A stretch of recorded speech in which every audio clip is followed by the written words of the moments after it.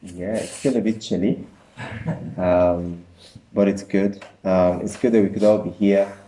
I'm very grateful that we traveled here this morning. It was a safe trip, and as I mentioned at the opening, I'm very glad that Kennedy could come. Kennedy is a very good friend of mine. I grew up with Kennedy many years back home, and it's glad that I could see him again and we could study together this day.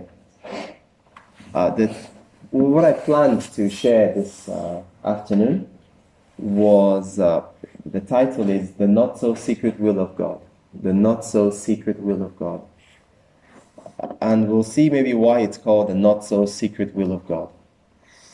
It was inspired, or the study was fueled by some discussions that I had with people, old and young, particularly those who share or have an anxiety about what does God want them to do with their lives. What does God want them to do with their lives? In some cases, the young people have a lot of years ahead of them. They hope to live to 70s, 80s, 90s. And so they want to be able to commit their energies into something they know and they will be sure is God's will for them. And so they ask this question, but they don't have a very clear answer. And the question is, how do I know God's will for my life? How do I know God's will for my life? How do I know what God wants me to do? Now, before we look at what biblical guidance we can have on this, I want to maybe highlight some points. And firstly, it is that this is a personal question. And because it's a personal question, it will have a very personal and individual answer for every single one of you. So you might have asked this question this week, and we see that in each one of your lives, we have a range of circumstances. And because you have this range of circumstances, that you cannot have a one answer fits all. We cannot all do the same thing, because we all have a range of skills, a range of circumstances, a range of histories and pasts, present and previous circumstances, which will influence how this would look for us. And secondly, it would not be sincere if I was to, come today and tell you, I had a dream or I had a vision, and God has said you should do this, and God has said you should do this, and God has said you should do this. I think that would not be right. However, I think while I can say that it is not man's place to have this answer for another human being, especially the details of it, I would say that the study of the biblical record has shown me personally that what causes this anxiety stems from how we approach the question. When we have this question of what does God want me to do with my life, what is God's will for my life, and the anxiety that maybe comes around that perhaps has its root in how we ask the question. And of course, we see that the Bible has answers to all of our questions, and in many cases when the answer doesn't look so obvious to us, I think the biblical guidance is to adjust how we are approaching the question or how we are framing the question. And that's what I want to spend time doing today.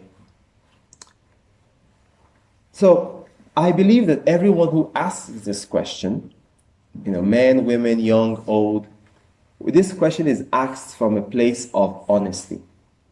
When someone asks this question, I want to recognize that it's coming from a place of honesty. What does God want me to do with my life? Because I would like to do that. I don't think people ask this question because they say, well, I want God to tell me what to do, and then when I know it, I will choose to not do it. I think people ask this question out of honesty because they want to do what is right. And in wanting to do what is right, they would like as much as possible to not make mistakes while they are doing what is right.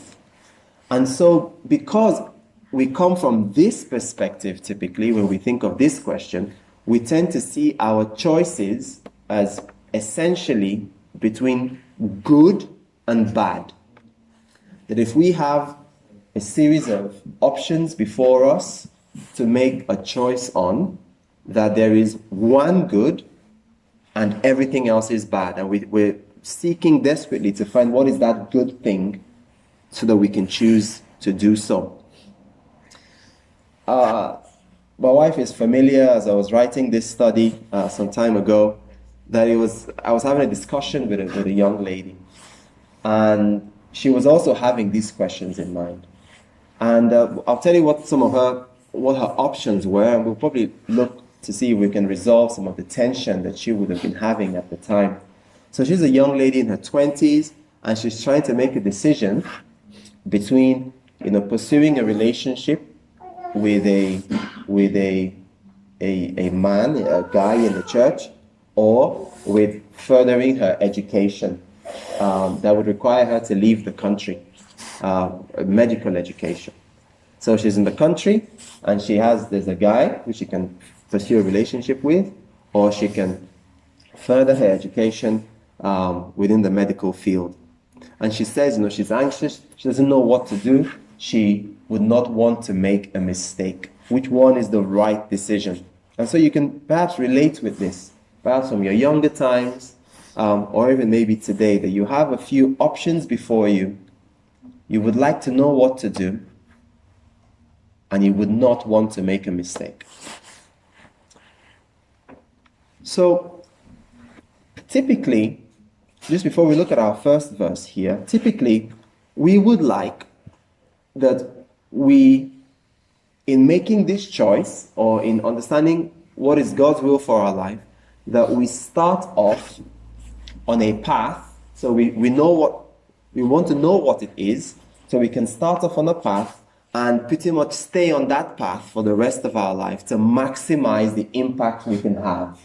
That's typically how we would consider this. It might be slightly different for different people, but ideally, because we desire to be sincere and faithful friends of our all-knowing God, we would like to start on a path, knowing what we should do with our lives, and stay on that path for the rest of our lives. And the reason we want it to be like this is we really want what I call the heavenly megaphone. We want the heavenly megaphone. Do we all know what a megaphone is? Is what you would have in a riot, when you have to project the voice, when you go, like, everybody stop. So that is the megaphone. So we would want the heavenly megaphone to appear in the sky for us in our particular situation and tell us exactly, that, Kennedy, this is what I want you to do right now. So when we're faced with a crossroad, or with a split in the road, or fork in the road, we would like the heavenly megaphone to appear and say, this is what you should do right now. You have to go this way, or Brother Trevor, you might have some decisions, and you would want the heavenly megaphone to appear that says, let me make this easy for you, go left, that's where you need to go. And that's typically how we think of this situation. And in a way, I think it is because it is our sincerity in wanting things to be clear, and that we can pursue a path from the beginning and continue on it for the rest of our lives, that makes us anxious. And I want to say that being sincere is not something to be ashamed about.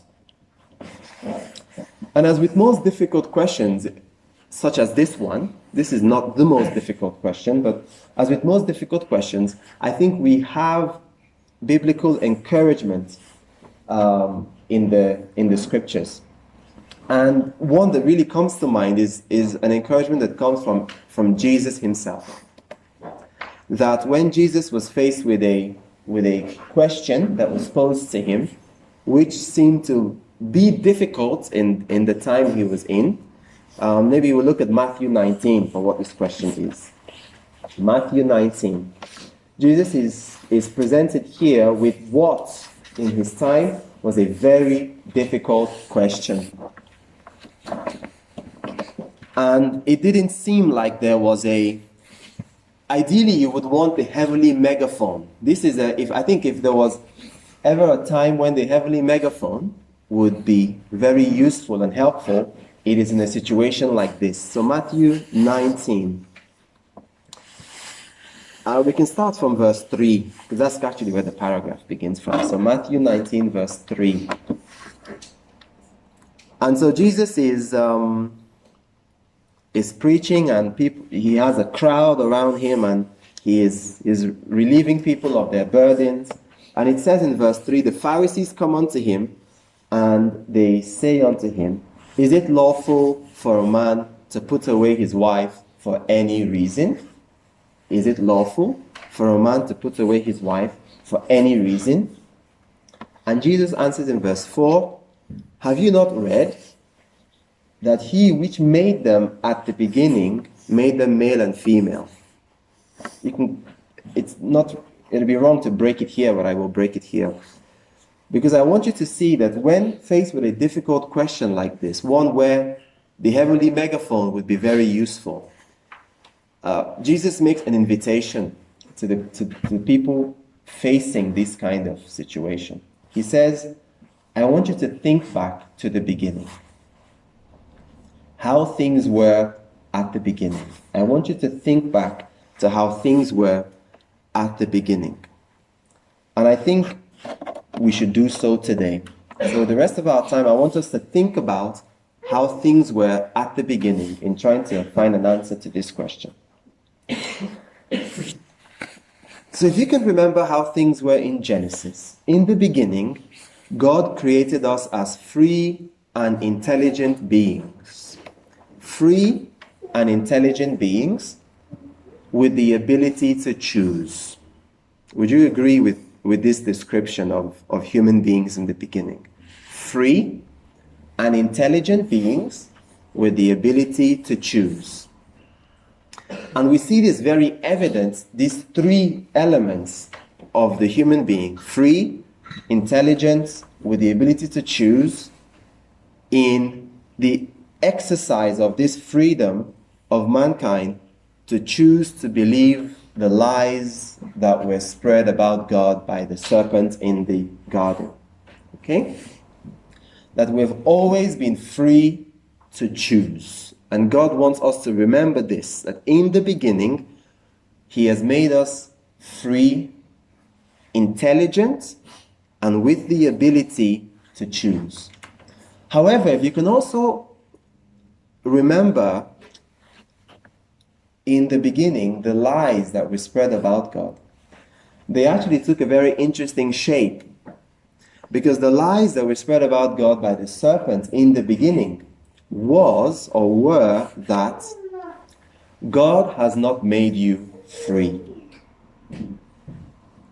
God has not made you free. That was one of the elements. The second element is that what He desires for you is not the best for you. So He has not, if you think you are free, you are actually not free. That was what the serpent was planting in the minds of Adam and Eve. And that if you think you are free, then God will kill you if you exercise that freedom. These were very, very interesting ideas that were being planted in the mind of Adam and Eve at the time. God had created human beings free, intelligent, and with the ability to choose. And the devil says, but if you choose to exercise this freedom, he'll kill you. If you don't do it the way he says, he'll kill you. And we can see why, if we have this kind of perspective, or if we tend to believe this lie, that we are not free to choose, we are actually falling victim to the traps that were laid in the beginning. That the reality is actually the opposite.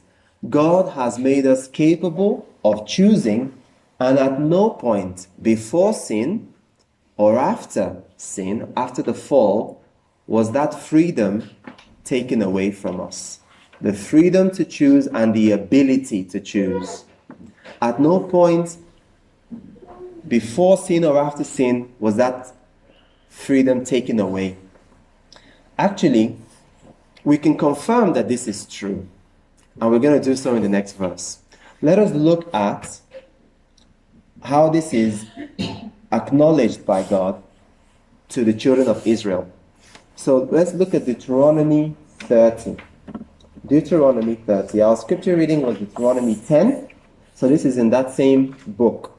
But we look at Deuteronomy 30. Deuteronomy 30, and we will see verses 19 and 20. Deuteronomy 30, verses 19 and 20.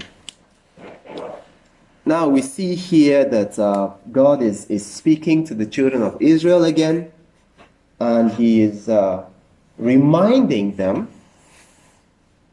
how to behave like human beings. Okay? How to be like the people he wanted human beings to be like. Although they are now finding themselves in a world which is corrupted by sin, he's encouraging them to live up to the standard of what a human being should live up to. Things, for example, he says, like, don't kill one another. Don't deceive one another. This is what, anything lower than that is to behave not like a human being. And so we see God reminding them of all these things in here. But in verse 19, he now says this, that I have reminded you of all these things. In verse 19, and then he says, I call heaven and earth to record this day against you, that I have set before you life and death, blessing and cursing. And the next few words are very important. He says, I have shared all this with you, and now it is up to you. Because you still have this freedom. Verse 19, this now says, therefore, choose life. Therefore, choose life, that you and your seed may live. And verse 20 says, and that you may love the Lord your God, obey him, and hold fast to him, for he is your life. So I want you to see that in the beginning, we were created with the freedom and the ability to choose. And even after the fall, God still recognizes that we retain this freedom, the ability to choose. Now you might be wondering, why am I beating on and on about us having the ability to choose? Why is this important? Because I am persuaded, from my study of the biblical record, that as God's sincere children, I believe each and every one of you here today could be classified as God's sincere child.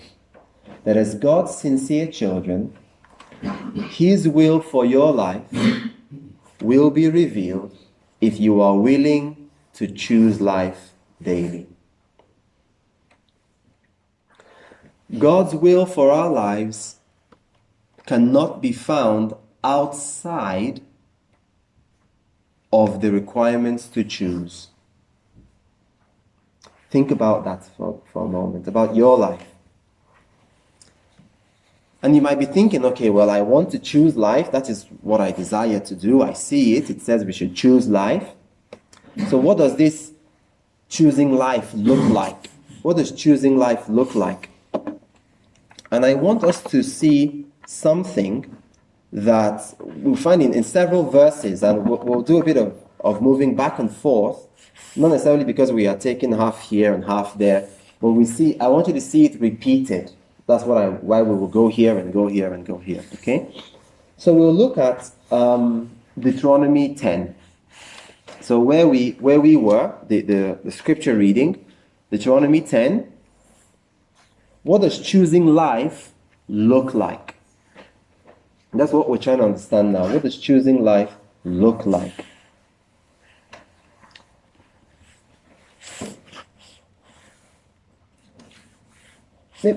Just to be sequential, let's actually look at Genesis first. Just keep your finger in Deuteronomy, don't lose it. Look at Genesis 18. Genesis 18 verse 19. So here we find God speaking about his very good friend Abraham. One of the few people in the biblical record that God says, this is my friend. And God says something about Abraham.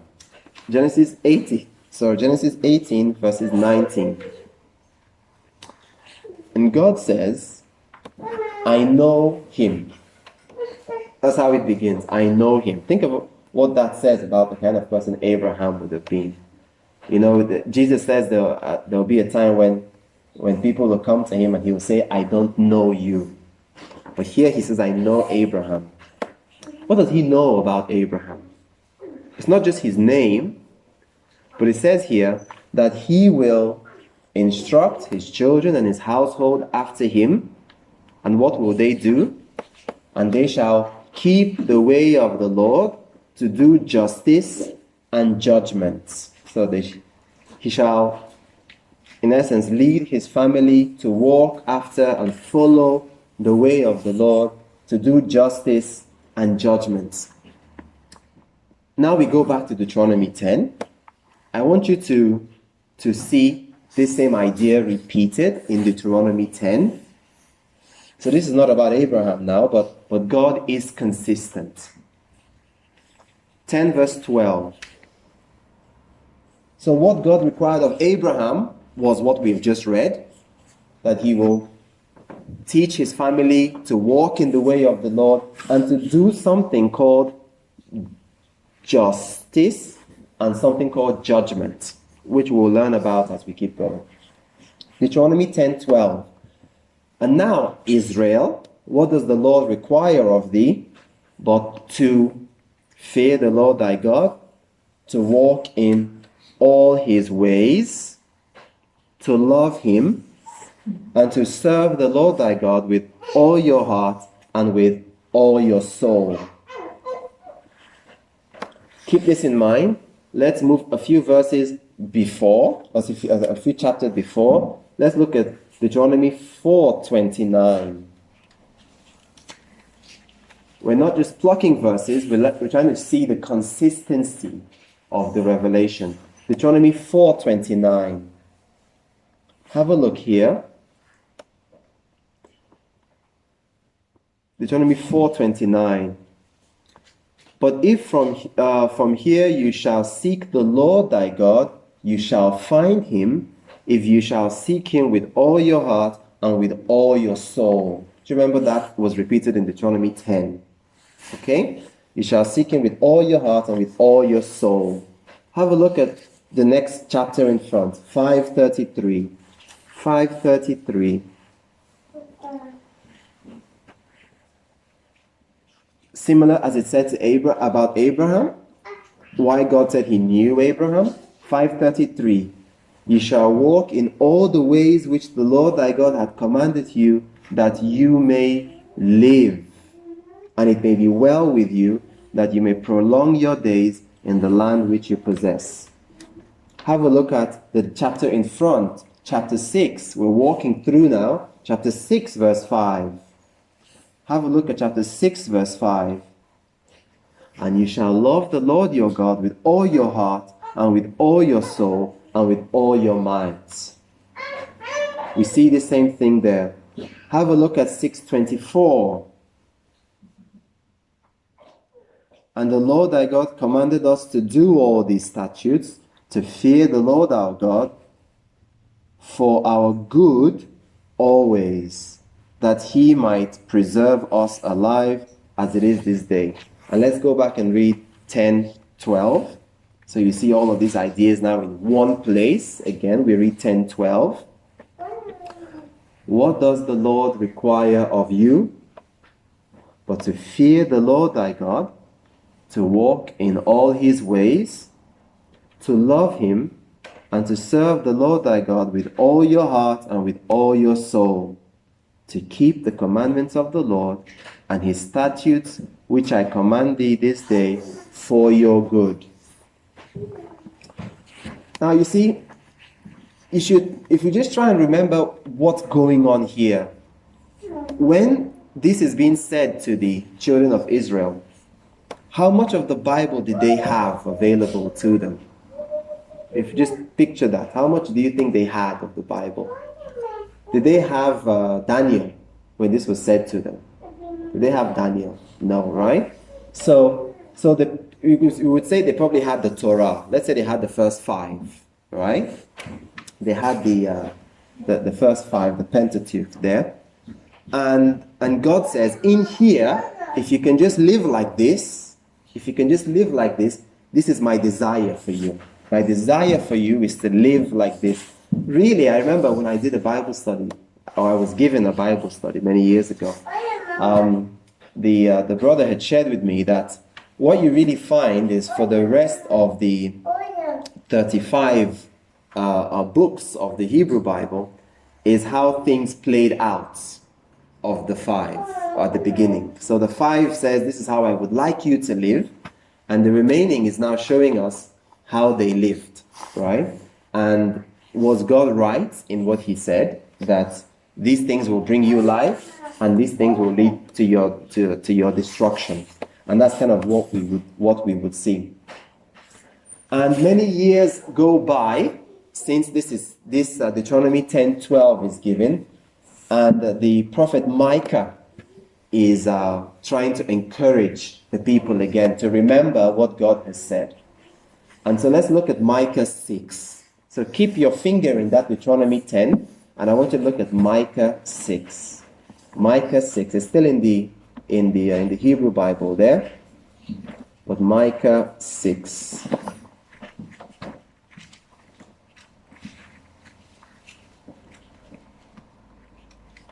Again, we are trying to see the consistency of this revelation. Micah 6. So Micah here is trying to answer this question: what does God want for us to do with our lives? That is the question. We started with that question, and we're seeing how this question is being attacked in the biblical record. So keep your finger in that Deuteronomy 10, because we're trying to see the consistency of Scripture. One thing I truly believe in is God is consistent. So have a look at Micah 6. Micah here is trying to answer this question: what does God want from us? What does God want us to do with our lives? 6 verse 8. He has showed thee, O man, what is good. And what does the Lord require of thee, but to do justly, to love mercy, and to walk humbly with your God. That's just what we saw in Deuteronomy 10. Have a look at it. Compare. Most of the same things are being brought up. The idea about loving God, doing justice, kindness, especially this idea of walking humbly with your God. In these verses that we've gone through, and we won't go through that many anymore now, but we find here that the will of God really is revealed when, and I believe perhaps even only when, that we are intentional about choosing life daily. The same offer that was made to the children of Israel is made to us. That God has said, my desire for you is to be like this. And if you would be like this, it will bring you life. That same invitation is extended to us today. Because we find ourselves, perhaps you would argue, in very similar circumstances to them. They had temptations. We had temptations. They had idols in their day. We have idols in our day. And you know something that's really crazy about their day? They lived among, or in, you would argue, almost like in the midst of, because of everyone that was around them, of very sexually perverse nations, very sexually perverse people. When you learn and you read about the fertility cult rites of their day, what people would do as priestesses of these cults, for example, or even priests of these cults. When we look at our generation and our society, we also find it's a sexually perverse one. So very similar things of their day we find in our day. And so it would be unfair, I think, to say the idea of choosing is no longer applicable to us. That I also believe that the will of God is, as we're looking at these verses, I'm hoping you can see that the will of God for your life is determined by how you exercise these freedoms that you have been created with. God never took that freedom away from us. He actually celebrates that freedom. This is the freedom that we have that makes us have the description, I would say, of being made in the image of God. Having the ability to will and to do. We have this innate capability is something that we have. And in the beginning, we see that God celebrated these freedoms that He created us with, and we also see from the verses we have been reading that it is His desire that we exercise this freedom in understanding His will for our lives. Now, I'm going to say something it's going to sound a bit questionable, but I want you to think about it as we unpack it. Which is that when you consider the biblical characters, so we talked about Israel as a nation, so that's just the nation, but think about the biblical characters that you know. Joseph, Daniel, Samson, Jeremiah, Micah, Moses, Abraham. When you consider the biblical characters, just think about the knowledge you have of them, the memories you have of the biblical record, that very rarely does God give a direct, individual, an unmistakable call to a particular job or profession. Think about that. Very rarely, when you think about the biblical records and what we have, because this is the evidence that we have of how we can learn about God and His will for us, very rarely does He give an unmistakable call to a direct, to an individual for a direct or particular job or profession. For example, especially those of whom we would say they lived out God's will for their lives. So let's look at one example. For example, Joseph. Think of Joseph. Would you say Joseph lived out God's will for his life? Probably say so, right? So Joseph lived out God's will for his life. Do you remember in the story of Joseph that there was a heavenly megaphone that appeared that said, Joseph, you will be Prime Minister of Egypt? Do you remember that part of the story as we looked at the life of Joseph? There was no heavenly megaphone to inform him that he'd be Prime Minister. But what's interesting about Joseph is, think of Joseph as someone who we would all agree at least lived out God's will for him. We could say, yes, I would like my life to be like Joseph.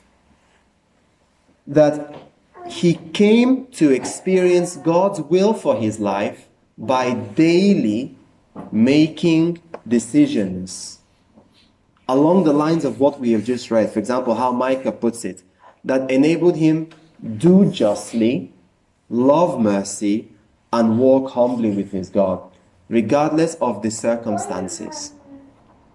And by him weighing his decisions through this lens, he lived through his life, and however long he lived, and he could look back, and we could also look at his life and say, he lived out God's will for his life.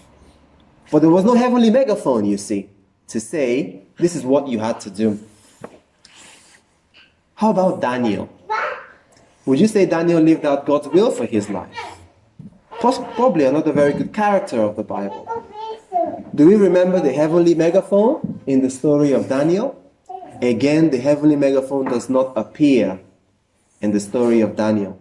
But again, through Daniel, we see that through his willingness to live and choose to do justice or do justly, love mercy, and walk humbly with his God, he also lived out God's will for his life. Now I will give you an example that seems to counteract what I've just said. Go on. Samson is the character, right? So let's talk about Samson. Because it seems like this one the heavenly megaphone was in that one. Clearly, do you remember the heavenly megaphone? It was there. Do you think Samson really lived up to what the heavenly megaphone wanted for him? No. So now, this is the temptation, is that we want, because Samson is a good example, we want the heavenly megaphone to appear. But the reality is, if we are not willing daily to choose to do justly, love mercy, and walk humbly with our God, we will not follow the heavenly megaphone. Isn't that ironic? That we all desire the heavenly megaphone, but even when it does appear, it still requires us to do justly, love mercy, and walk humbly with our God. That's a very interesting one. And there's so many other stories, David, John, even John, all right? Because you could say there was a bit of a heavenly megaphone with John as well. There was a heavenly megaphone, but he still had to go through it. He still had to go through it. So let's make some conclusions from from these examples that we have seen. You see that from the examples of the lives of these people, it is more important. It seems very important that we live out God's will for our lives as opposed to knowing it up front. In many cases, we want to know it up front, and then we say, then we will live it. Well, most of the examples are more along the line of living it out based on what you already know. From their experiences, we can see that God's will for us today, where we find ourselves, God's will for us today will be unfolded to us. Actually, in many cases, we will look back in hindsight and see that it was so. We will see that God's will was unfolded to us as we walked in the truths that He has already revealed to us. And this is a very interesting equation, that we cannot cheat this process. No matter what we do, we cannot cheat this process. That when we have questions daily, we need to ask ourselves, when we have choices daily, options daily, which we will all have, we make a decision about life every day from the moment we wake up, of what kind of people we are going to be this day. That when faced with daily choices, I find there's a lot of safety. And this is my encouragement for you, to ask this question. Of these many choices that I have, these many options that I have, which will enable me do more justly, be more merciful, and to walk more humbly with my Creator? I think really it wouldn't be honest of us to expect to know God's future will for our lives when we ignore the light that we have already received. We can see this in the life of Samson, okay? That Samson knew God's future will for his life, but he never really lived up to it because he ignored what had already been revealed, right? And interestingly, and I hope you would see it this way, that how God sees our life playing out, living out His will for us, will not be in contradiction to what has already been revealed, because God is consistent. God is consistent. So when you're faced with choices of what to do and what not to do, there will not be safety if we just flung this one away and say, well, let's start making choices fresh. Let's turn a new leaf and start making it fresh. It will be in line with what has been revealed here. It's a very interesting devotional book, very small book. It has 365 pages in it, because it is a devotion for every day of the year. And it's a book called That I May Know Him. And there's a reading in here, there's a portion of that for September 3rd in this devotional book, because you read a bit every day. And it said here in this book, very short sentence here, it says, in deciding upon any course, we should not merely ask whether we can see harm to result from it, which is like in the future, but whether it is contrary to the will of God, which is what is already revealed. In deciding what to do for our lives, what decisions we should take, there is safety in asking, is it contrary to what has been revealed? Now, you might be thinking as we are about 60% through this, that okay, we can see that God's friends were able to live out His will for their lives because they chose life daily, so they had to exercise this freedom. It was never found outside of exercising this freedom. In many cases, we are so afraid of making choices that we would and maybe media hasn't helped with this. Like we have these songs that Jesus, take the wheel, take it from my hands, and these songs are quite nice, they sound nice, but really you have to be holding that wheel and making the decision whether you're going to go left or you're going to go right. In many cases, we really want for our lives that Jesus takes the wheel. I don't want to make any choices. But this is what God celebrates about you, that you can actually make choices. He just wants you to think, because you are made to be an intelligent being. You're free, you're intelligent, capable of making choices, and He wants us to choose. So I think some of these songs, they sound good, but they might be telling us something that is not what God wants for us. Rather than Jesus taking the wheel, He wants us to have our hand on that wheel and think with our brains, big brains that we have. We're thinking, who was I speaking with recently that was saying, it was one of my colleagues at work. When you think of how far the human mind is able to make some of these things that we see today, like telephones and stuff. You can see somebody on the other side of the world and talk with them. Okay, there's a bit of lag, but it doesn't matter. You can talk and they hear you. And I remember when my brother came to England, and I was in Nigeria then. We were in Nigeria then, Kenny, and I had to contact my brother. We had to go to a cyber cafe, and you had to log in, buy credits, and then to write, and then you wait for him to receive this message on MSN back then. And he'll receive it, and you don't know if he's in or if he's out, or if he's at home or not at home. And then he'll receive it, he'll write back to you. And now, I was walking there now, just smiling. I was just thinking, wow. But now my mom maybe, wants to reach us, or she can just take the phone and just, and she just sees us instantly. We're right there. I mean, the human mind is amazing. It's so capable, but for some reason, when it comes to making decisions for God and applying this intelligence, we would rather not do it.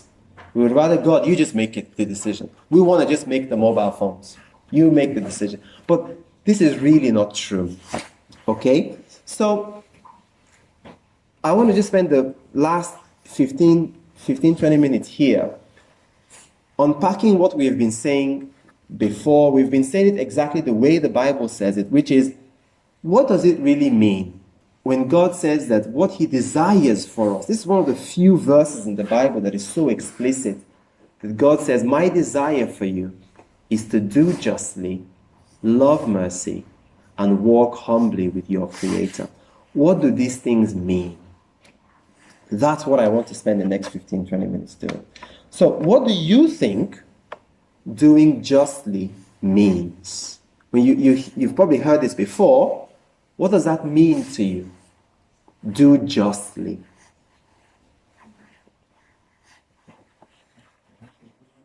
Sorry? To be fair to everyone. Do justly. Okay? So remember, it was said of Abraham, he will do justice. Remember that? Okay? To be fair to everyone. Anyone else? What do you think? What does it mean? I'm not saying what does it mean. I'm saying what do you think it means to do justly? Because I've been saying it all this time, and you've been nodding, and we've been nodding. So how do you understand what do justly means? We had to be fair. Obedience. Okay, so do justly means to be obedient to God. Okay. One more. What do you think? You've all probably heard. I like that you're thinking about it. No, he's like in deep thought. He's like this. What is this? What do you think? One more. The same person can give another answer. It's not like you've only given one answer. But what do you understand? Oh, we'll have our brother back. We'll ask the question again so that he doesn't escape from answering the question. So where we are is we're asking the question, we're trying to understand. We've been saying it all this time, that God's will for us, very explicit in the Bible, is that we do justly, love mercy, and walk humbly with our God. I was saying that the next 10, 15 minutes here, we will look to try and understand what do these things mean to us. So the question that I put out was, first one, do justly. What does that mean to you?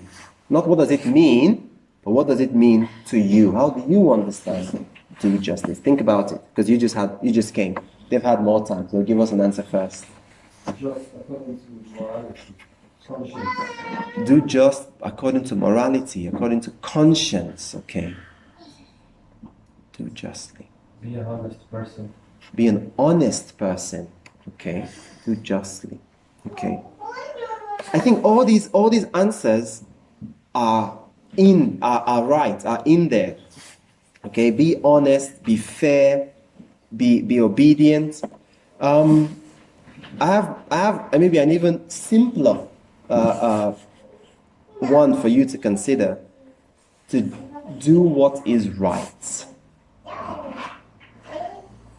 That I think is a very clear, perhaps, meaning to what doing justly means.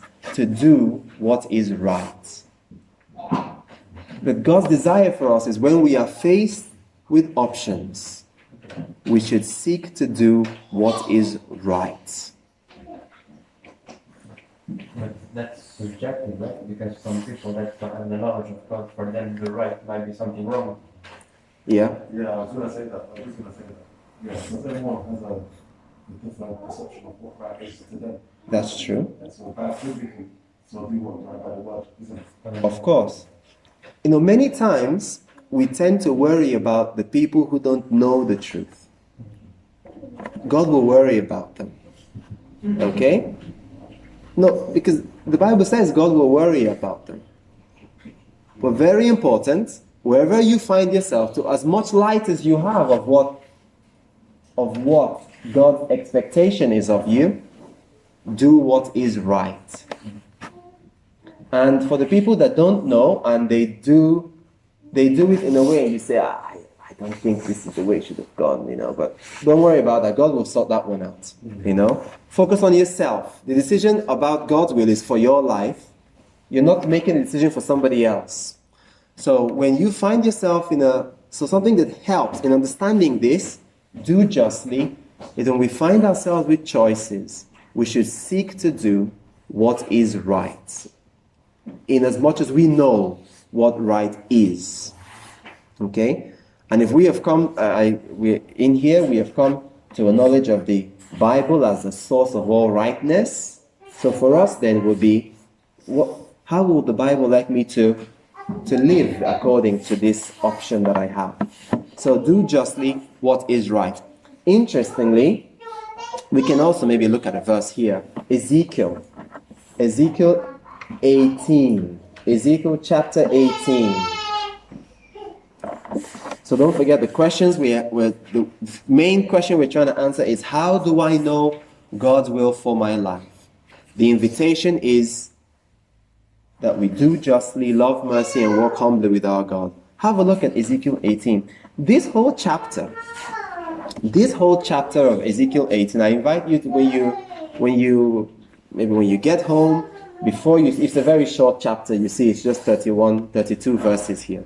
You can read it in about 15-20 minutes. I invite you, if you can, to read that chapter. I mean, it's better if you can read the whole book of Ezekiel, but if you're pushed for time, you read that chapter. It's also very good. That this chapter is talking about how doing justly is God's central goal for his people. Doing justly is God's central goal for his people. And in a very strange twist, you will hear that doing justly is equivalent to being righteous. Very, very powerful thing. But have a look at verse 19 here. Ezekiel 18:19. So here it's talking about that God is merciful to the children. Okay, God is merciful to children, and we're all born in different homes, different circumstances. We're exposed to different things most of the things we learn will come from our parents. Okay? And it says that, well, you see what you see from your parents. By the way, verse 14 is what I'm talking about now. I'm giving you a paraphrase relevant to us. So chapter 18, verse 14, says that if the son sees what the father is doing and he thinks about it and he chooses to not behave like this because he has the power to choose, remember? So the son is not tied to what the father has done. It was very groundbreaking thought in this day, because usually, you know that saying, like father, like son, and if your father was like this, well, you are doomed in that thing. And here God is saying, look, let me tell you that the son has the option to choose. We all have the option to choose. And it says here, if the son chooses to not copy the evil things of his parents or of his upbringing, to continue doing them, verse 19 is where it's now talking about here, that when the son has done that which is lawful and right and kept all my statutes and had done them. So you remember Deuteronomy 10, you're hearing the echo of Deuteronomy 10 in here. When he has kept my statutes and has done them, he shall surely live. And now look at what verse 20 says. Very interesting. It says there, the son shall not bear the iniquity of the father, because he has the power to choose, remember? So he will choose to do different. Neither shall the father bear the iniquity of the son. The righteousness of the righteous shall be upon the person who chooses to do different. Okay? So we see this Ezekiel. It is a very interesting chapter because it's saying it wants us to do what is right, to think about what is right, and choose to do it. And if we choose to do this, it says this thing about the righteousness of the righteous shall be upon the person who chooses to live like this. So, doing justly means doing what is right. It means being fair. It means being obedient. It's also equated to being obedient, as Kennedy had mentioned. Being obedient to God, because that is what is right. That's the idea of it. Next one. What do you think loving mercy means to you? When you that was the second point that we had. So do justly, love mercy. What does to love mercy mean? How do you understand that? Forgive whoever does us wrong. To forgive who does us wrong. Okay. Remember, it also says about God that He loves mercy. He is abundant in goodness and mercy. Okay. So forgiveness. Any other thoughts? What does that mean to you? Maybe you have a different translation. I'm not opposed to a different translation if it helps us understand it. But of the Bible. But what does that mean to you? What does it mean to love mercy?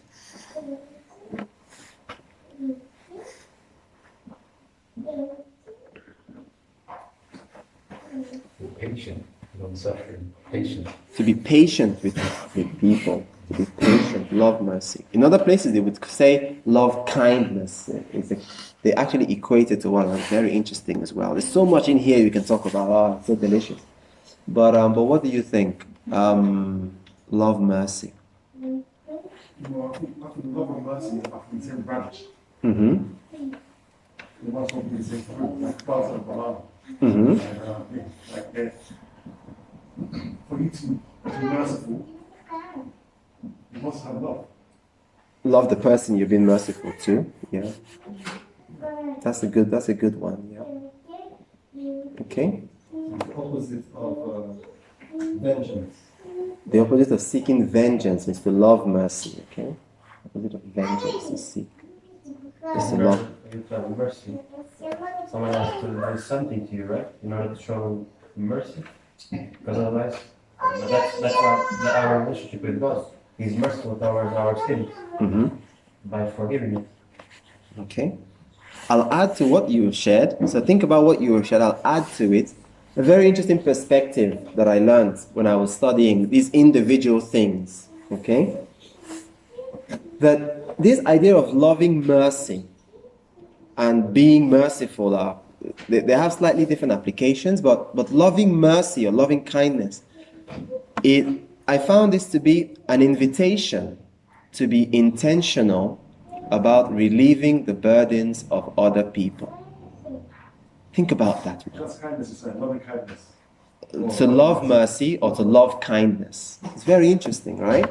So being intentional about relieving the burdens of those around us. Now this has quite a broad application, right? Because if someone is forgiving someone, it falls into this because you're relieving them of the burden of guilt, in essence, right? So it falls into this. Not taking vengeance is also part of this because you are choosing to rise above that and instead relieve the burdens that they might have and not hold it to their account. So do justly means to do what is right, love mercy. So this is the invitation that God has for us in living out His will in our lives. Do what is right, be intentional about relieving the burdens of others. And the last one, walk humbly with your God. What does this mean to you? To walk humbly with your God. The first one that comes to my mind is seeking Him daily. Seeking Him daily. Regardless of what you become or the level that you've got to. How does that look like to you, Kennedy? Seeking Him daily. That would be waking up, the first thing that you do is pray. Praying, yeah. And thank God for you being alive. I would say probably read something of the word. Read the Bible a I bit, yeah. think a devoted quick follower of Christ should wake up in the morning and humbly submit yourself to the person that's allowed you to be alive. Mm-hmm. And maybe say a prayer or maybe read one or two verses. And don't let what's around you to stop that from being consistent. Mm-hmm. Or, keep that in your schedule and stick to it and don't derail from it. Okay. It's an interesting idea you're bringing out. Yeah. It says here, humbly walking. It says, humbly walk with your God. It says it in different ways in different places. So not to be on your own, not to be on your own understanding. Okay. That's another thing that's come from to my mind as well. Okay. Like total surrender. So denying yourself every day. Okay. And surrender to God. Surrender to God every day. Okay. You know what? I like asking these questions because we will learn from each other. Right? You know, everybody's perspective on these things are just different versions of the same thing. What else? What else do we think? Walk humbly with you, oh God.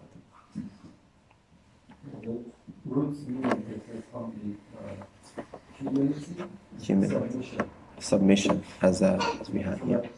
not about Islam, we say total submission to God. Mhm. Islam is submission. Mm-hmm. Mm-hmm. On a daily basis, they also pray 5 times, but like, it's not their will, it's submitting to the will of God. Mm-hmm. And Paul talks about the we are wrestling against the flesh, so the flesh and the spirit. So we have to make it to heaven, the spirit, we have to submit to the spirit, not the flesh. The flesh will only want to do X, Y, Z. Mm-hmm. So we have to break that will by the grace of God. Okay. You were going to say something and then...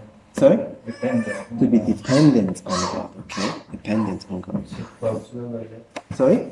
God's will. Seek God's will. Okay. That's kind of the whole study at the moment. Well, that's good too. Seek God's will. Okay. What he said, the powerful one, Mhm. there's a message dependent. To be dependent on God. That's powerful, right? Yeah. Because it's not easy to be. Mm-hmm. As I was looking at this and learning about this to put in this study, I found that a way to read this, which is more like the literal way of humbly walk with your God, is humble yourself so that you can walk with God. It's very interesting, right? Humble yourself so that you can walk with God. But really, there's so many different meanings, and I think all your meanings are certainly in here, so I'm learning from you as much as I am sharing with you. And one of the things that I learned about this was, could be summarized as being a teachable follower of God. Being a teachable. So humble yourself to walk with God is being a teachable disciple. Now, what's interesting, I was learning, I think Victor was sharing with me some points about this, it's been very interesting, is that, how, when we think of like this teacher-disciple relationship, maybe it's a bit vague to us in our day because we don't see things as this teacher-disciple. But when we look at, say, in the time of Jesus, for example, when, say, Jesus had disciples, okay, or how disciples related with their teacher, with their rabbi, right, is that from their perspective as a disciple, you learn everything from the rabbi. You even learn how to eat like a righteous man from your rabbi, how to hold the fork to eat properly. It was so specific that people would want to copy even how the rabbi cut his fingernails. They want to look. He held the scissors like this. There must be there's a meaning in here. I want to hold it like this too. But it's not to make light of that, but it's a help just to see the kind of frame of mind we should think about when we look at our relationship with God. It's really desire to learn as much as we can from Him every day. Desire to learn as much as we can from Him. And if that means putting away some things that interrupt that relationship of us being a disciple of Him, we are encouraged to do so. So we see, for example, say in the life of John, we find a disciple who is willing to learn from Jesus. We see John sitting close at the feet and so on. And we see a Judas who has an opposite character. So now we're bringing it to a close, that if we want to know how it feels to live out God's will for our lives, one of the points we see here is daily we have to evaluate our choices against these guideposts, these three guideposts. When we have choices, we have to make them. The heavenly megaphone, in many cases in the biblical record, does not just appear. And those people had to make choices, and we have to make choices. In knowing what you should do with your life, you will have to make that choice measured against these three guideposts. And we need to feel free to exercise our freedoms to choose against these guideposts. And in many cases, as I said at the beginning, when we look at our choices, we see them as good and like bad choices, right? But in many cases, when you think of the choices we have, you might actually have two good choices. One might just be better than another one. Doesn't mean the other one is a bad choice, if that makes sense. You might actually have, two bad choices as well, or you can have a good and a bad choice.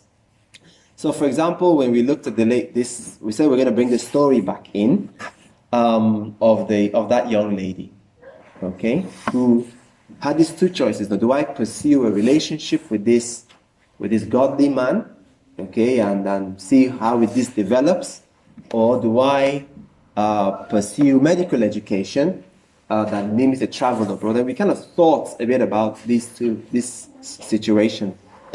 And actually, when we think about it, pursuing a relationship with a godly man is not a bad thing. It's a good thing, right? And also, pursuing a medical education that will help you extend the healing hand of God to people is also a good thing. So they're actually both two good decisions. And it's a good place to be in, because you can then, look at which you would maybe enjoy the most and also be able to bless people through. As I said, a good question to ask is, which one will help me do more justly? Or be more merciful to the people around me, or to relieve the burdens of those around me. So 3 points of conclusion here is, God's will for our lives will usually be something that we will most likely experience, as opposed to knowing upfront what it should be and then doing it. It's most likely something that we will experience rather than something that is proclaimed upfront. Conclusion number 2, that God's will for our life will be experienced, and I believe, only as you exercise the freedom to choose that you have been created with. God made us with this freedom. He celebrates this freedom, and we need to use that freedom. This idea, I think it's a bit fanciful, that we take our hands off, we back off, and we say, God, just tell me which one it should be, and I'll just do it. It's usually not the case.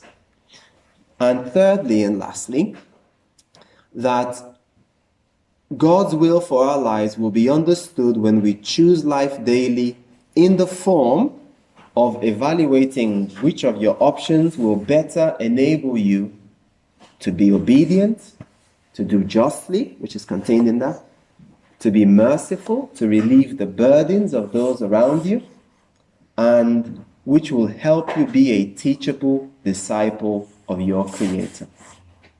And so, as the last point to make here is, in answering the question, what is God's will for your life? I would say, choose life daily, and you will find out. And that's the study. Amen.